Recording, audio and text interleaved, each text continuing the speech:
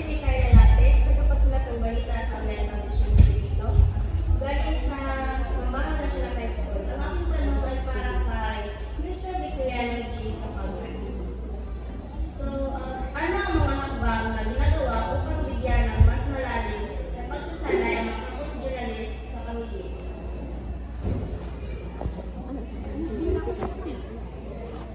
Good morning, magandang umaga po sa lahat.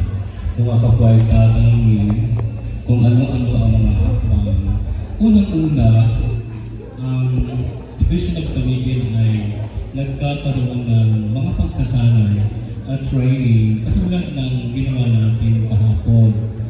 It's only this time, way back in 2008, if I remember, 2010, na ang ginawang TSPC ay saglit, kaagad ay nag-contest. Wala ng mga lectures. So, ginawa natin ngayon na before tayo mag-contest, meron tayong mga lectures.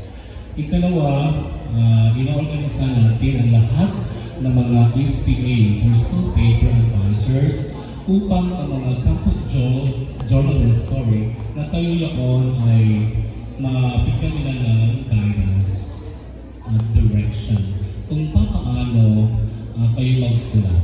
Okay, tapos we have to emphasize in our organization the ethical standard and of course apply the technology so that ang ating campus journalism at ang ating mga ginawang mga papel ay nakasubaybay ng Singapore. So maraming salamat po. Thank you so much for that question, journalist from MNHS. We did have another journalist from UB. Wala pa? FCC.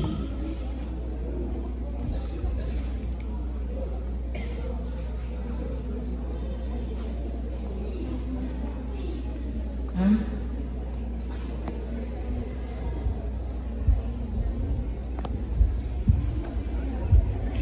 Sige, ako po na pwede mag-question.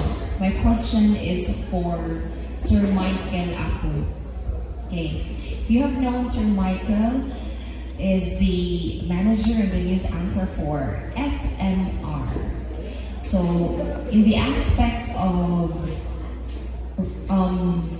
broadcasting, just know yourself better, try to parang kilalanin mo yung sarili mo kung ano talaga yung field na gusto mo, and then try to love what you do then after.